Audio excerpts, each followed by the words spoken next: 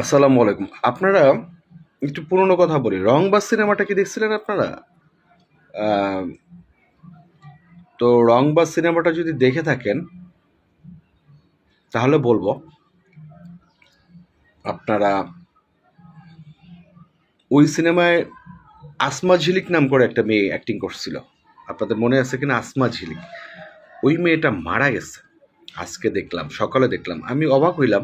খুব কিউট একটা মেয়ে, যদিও আমার সাথে মানে সব সেটেই খুব একটা যেচে যে কারোর সাথে কথা বলি না, ওইভাবে খাতিরও নাই, কিন্তু দেখা হলে মিষ্টি করে হাসি দিয়ে কথা বলতো।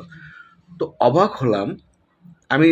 কমেন্টে ওর একটা ছবি দিয়ে দেবো যদি আপনারা না চেনেন। আমি নিজেও সকালে চিনতে পারিনি।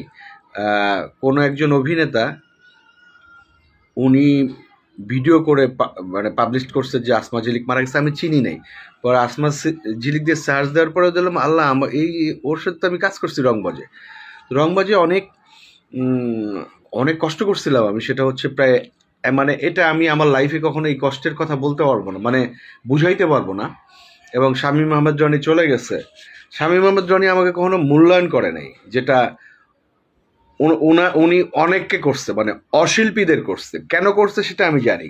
কিছু থাকে, এগুলো বলতে চায় না। ভদ্রলোক বিয়ে শাদী করে আহ, এখন আমেরিকায় আছে।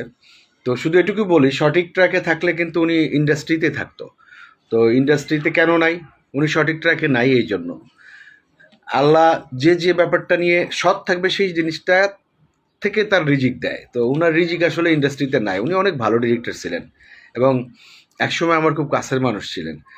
ওনার সাথে আমার কখনো কোনো ব্যাপারে দ্বন্দ্ব হয় নাই, কিন্তু অনেক ব্যাপার ঘটছে যেগুলো আসলে আমি মানসিকভাবে কষ্ট পাইছি ওনার বিভিন্ন ব্যাপারে।